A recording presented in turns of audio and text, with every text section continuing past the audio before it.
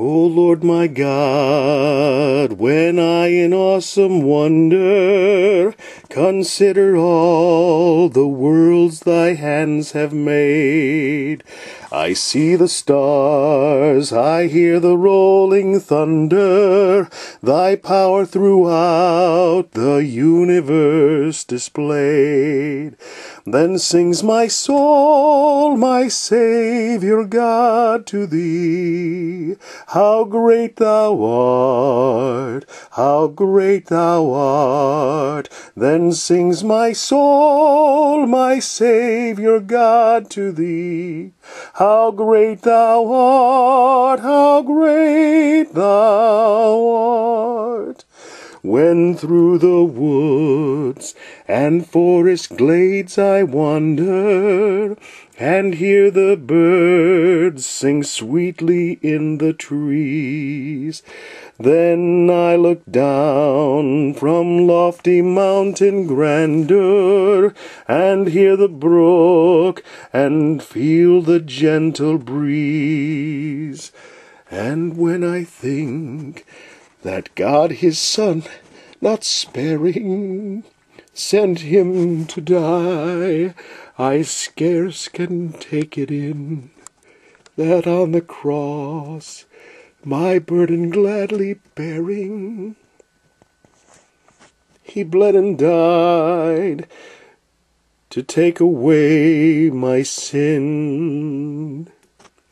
When Christ shall come with shout of acclamation, and take me home, what joy shall fill my heart! Then I shall bow in humble adoration, and there proclaim, my God, how great thou art! Then sings my soul, my Saviour God, to thee. How great thou art, how great thou art. Then sings my soul, my Saviour God, to thee. How great thou art, how great thou art.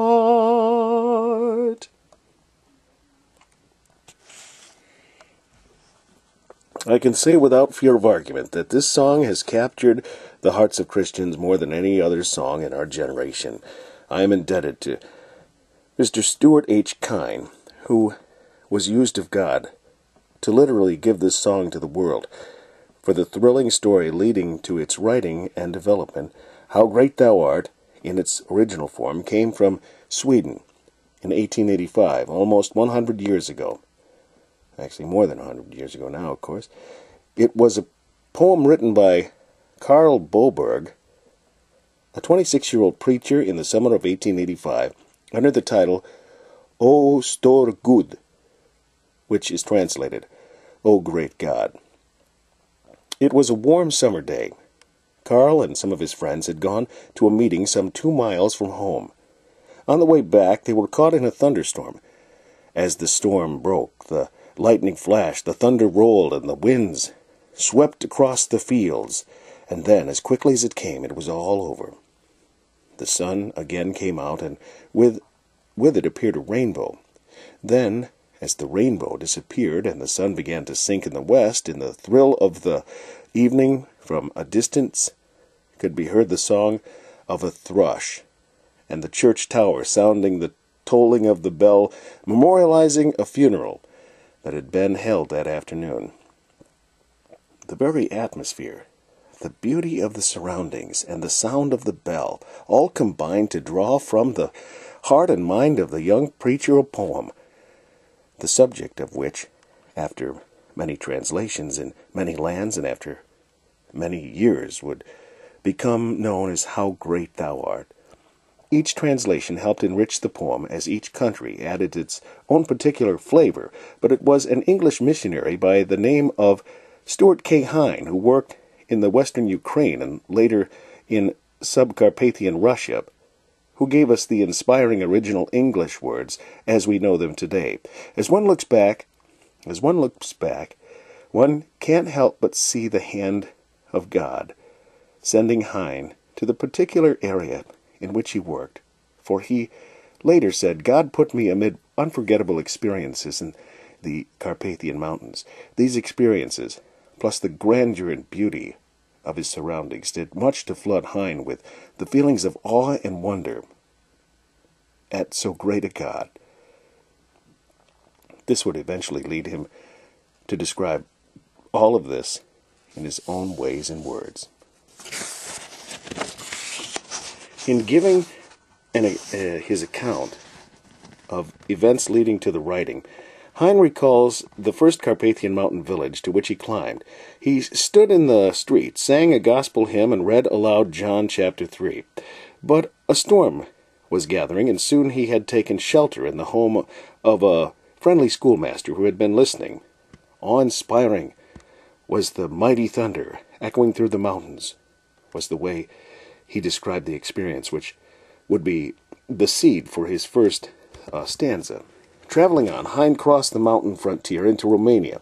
There in Bukovina, the land of the beech trees, he found believers, young and old alike. Together through woods and forest glades they wandered, and heard the birds sing sweetly in the trees. To the accompaniment of mandolins and guitars, they too burst into song, singing the Russian version of How Great Thou Art. Thus inspired by the awesome wonder of the surroundings, the work thy hands have made, the beautiful melody and the earlier mountain experience with its mighty thunder were burst forth into life from the heart and mind of missionary Hein. The first two stanzas.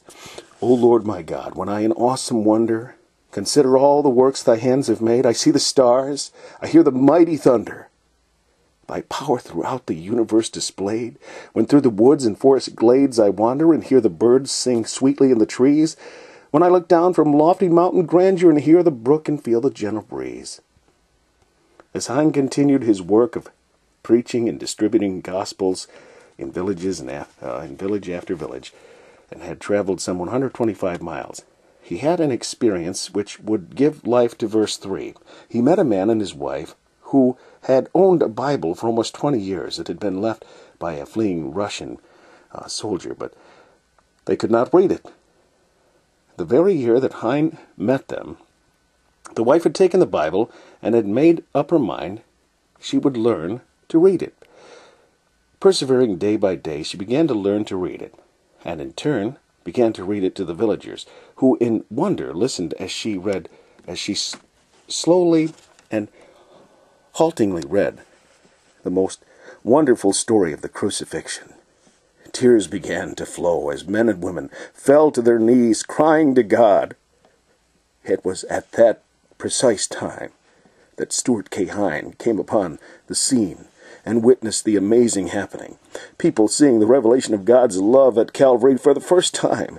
It was then that he conceived stanza 3. And when I think that God, his Son, not sparing, sent him to die, I scarce can take it in. That on the cross, my burden gladly bearing, he bled and died to take away my sin. It was some 10 years later, 1948, that he conceived the fourth stanza. God used the years in between to impress upon Hein's heart the importance of the words home and heaven as he worked among the many World War II refugees in Britain. The first question they would ask was, when are we going home? At such a time, what better message could he give to them but of the one who had gone to prepare a better home and who had promised to come someday to take his children home with him forever to a place called heaven. And so from his heart and these experiences, there came the fourth stanza.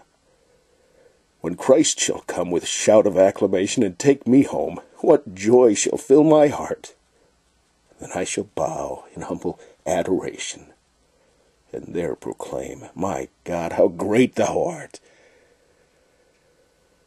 Karl Boberg's poem had traveled long and far, but At last it had reached a place in its transformation where it would inspire and bless the English-speaking church more than any other song had since the days of the Wesleys, all because of a dedicated missionary servant of God named Stuart K. Hine. It says all the facts of this story were taken from a much fuller account by the author, Mr. Stuart K. Hine. It's called The Story of How Great Thou Art, and is obtainable by writing Stuart K. Hine, Carpathia Coast Road, Barrow. Okay, now this was, just a reminder to you, this was 25 years ago, so this information may not be very likely still valid, but nonetheless, there's, in case somebody wants to look into it. Stuart K. Hine, Carpathia Coast Road, Barrow, Burnham-on-the-Sea, Somerset, England. Boy, been nice to take him up on that for $2, but nonetheless, there's the story of How Great Thou Art. Hymn Histories by Albert B. Smith.